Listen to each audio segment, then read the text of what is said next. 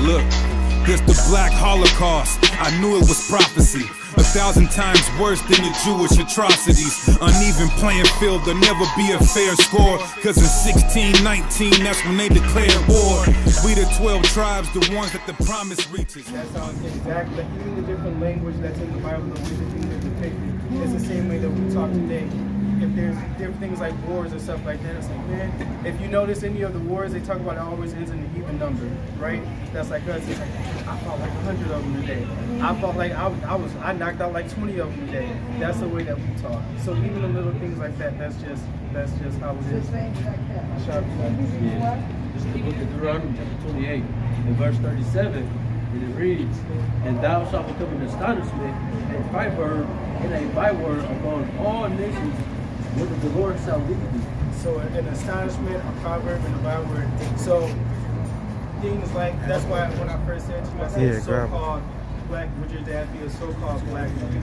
Because black is a color. Black is non-existent. Black, so that can't be where we're from, but before we were black, we were African American. Right. Well, that's two different. Nobody else. When if a South African comes from over here, but if a so-called white South African comes from over here, they're not called African American. They go to Caucasian because they know exactly the benefits that come with Caucasian. That's right. So then before that, we were Negro, and before that, you know what they called us in slavery. So we've never copper-colored, all that stuff. We've never really had anything that's been ours, except for the Bible. But it's a prophecy that so we were to be a proverb and a byword. Oh, 100%. Not just ours though. So-called Latinos, so-called Native Americans, so-called Hispanics, them as well, because they fit the curses that we were born through as well. You think Hispanic people went through what we went through? Oh, 100%. They were in the fields, they were picking strawberry. But they didn't go to the hard thing of slavery like our ancestors. Well, they were overtaken. It's the book of Deuteronomy, chapter 28, and verse 48. "Therefore shalt thou serve thine enemies, which the Lord shall send against thee, in hunger, and in thirst, and in nakedness, and in want of all things. He shall put a yoke of iron upon thy neck until he have destroyed thee. The Lord shall bring a nation against thee from far, from the end of the earth, as swift as the eagle flieth, a nation whose tongue thou shalt not understand.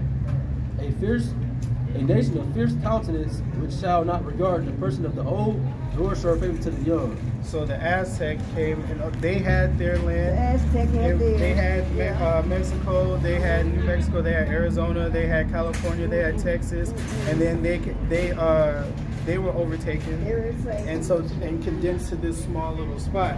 So people thinking, well, you know, they're fighting to cross the borders and things like that. They're just fighting to get back to their lands. That's right. And on top of that, how disrespectful is it? Because I used to live in California. So how disrespectful is it that almost every street is named after them, almost every monument is named after them, and then After them, as in they went over the way that they built their houses, everything like that. Like that's all from them. So the white man is pretty much profiting off of everything that they do, just how they profit off of everything that we do. We can't even keep our dollar in our community for 30 days. Wouldn't you put the Haitians up before that was done bad, before you put the Hispanic people? Yeah, wait a minute, the Hispanic people, yeah, they worked in the they worked in the fields and all that kind of stuff right here. But the Hispanic people, they come over from Cuba, from Honduras and different places like that. They come over here, they become white. Like in Cuba, they don't have a race in Cuba. You're just a Cuban. Mm-hmm. You ain't no black. I tripped out when I saw a Cuban, black as I am, you know, and stuff like that. But the thing is, they don't have a race yet. They come over here in America, they say, we didn't ask to come here. Our people, we didn't ask to come here. They come here by every hook, mean a crook, get here. When they get here, they become white. The Haitians, over being from Florida and stuff like that, they had this land, and Obama stopped this law. It was like the wet land, dry land. The Cubans used to come over here in the makeshift boats and stuff like that. And when they put their foot on the ground, they stayed. But our people, the Haitians, they come over here in the makeshift boats and stuff like that. They spin them back over there. Well, we believe that the Haitians are our people. We believe the Haitians are the Levites. So 100% we believe that we put them up there as well. But my brother has a precept for you. It's the book of Second Ezra, chapter Second Ezra. Israel. Second Ezra. Second Ezra chapter 13 and verse 40. I'm gonna start at 39. It said, whereas thou sawest that he gathered another peaceable multitude unto him. Those are the 10 tribes which were carried away prisoners out of their own land in the time of OC, the king, whom Salmanasar, the king of Assyria, led away captive. He carried them over the waters, and so they came into another land.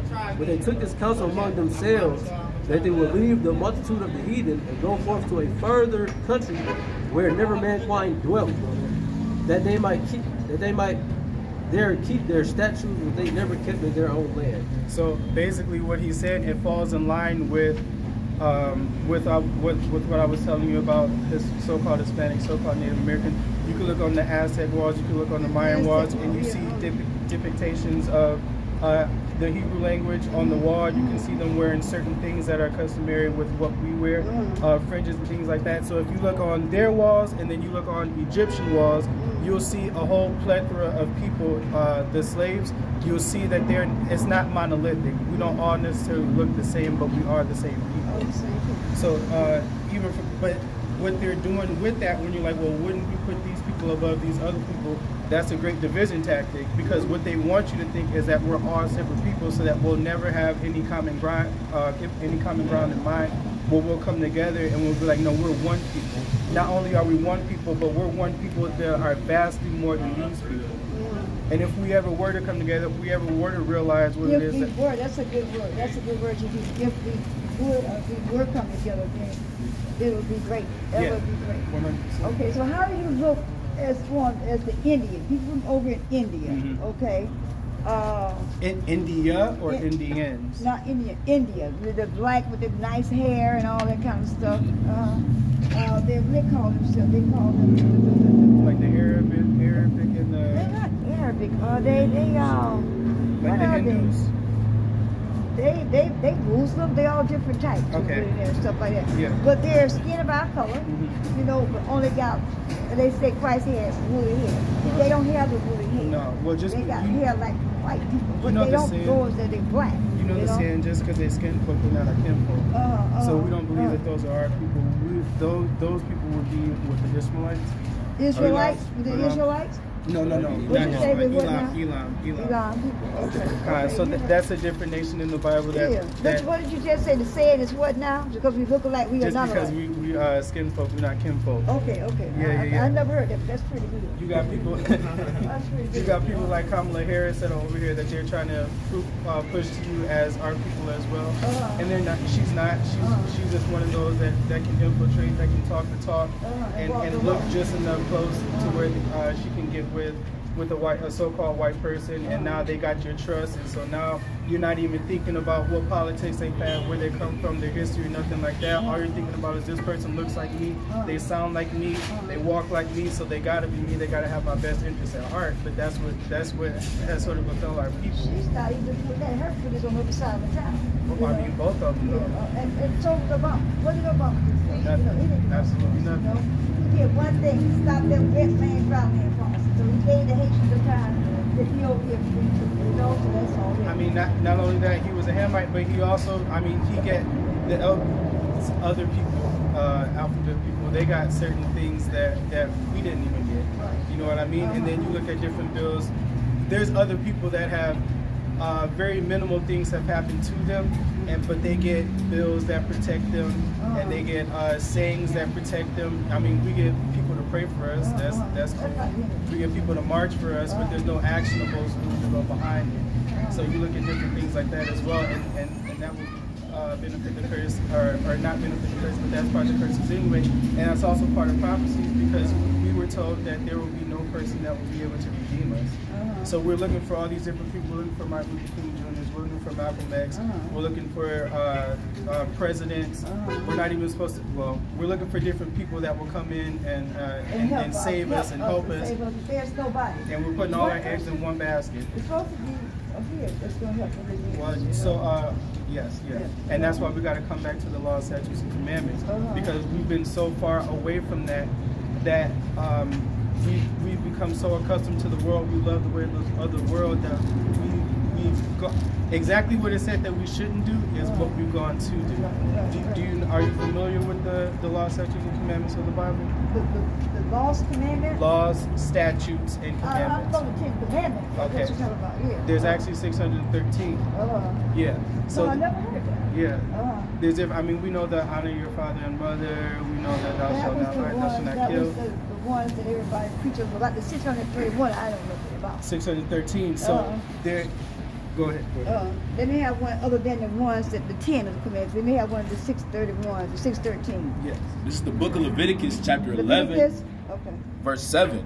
And the swine, though he divide the hoof and be cloven-footed, yet he cheweth not the cud, he is unclean unto you. Okay, so what does that tell you? That's telling not to eat tea. But the thing that is like, give me something else. Because I know that. Give me something else, okay? Give me another one. Go ahead, Sean. Which one is it? It was in Numbers chapter 15. Numbers? Okay. Numbers 15 to 37. And it says, And the Lord spake unto Moses, saying, Speak unto the children of Israel, and bid them that they make fringes in the borders of their garments throughout their generations, and that they put upon the fringe of the borders a ribbon of blue. Verse 39, And it shall be unto you for a fringe, that ye may look upon it and remember all the commandments of the Lord and do them, and that ye seek not after your own heart and your own eyes, which you used to go aboard. So you see that, I know that one too. You see we have these, you see Brother Eric got the fringes. And so that is not only to remind you that when you go out that, you know what, I gotta follow these commandments, but it's also to remind other people.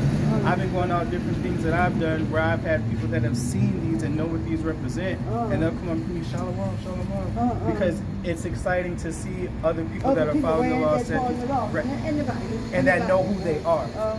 That's why, because I've seen you guys like from different places and stuff like that.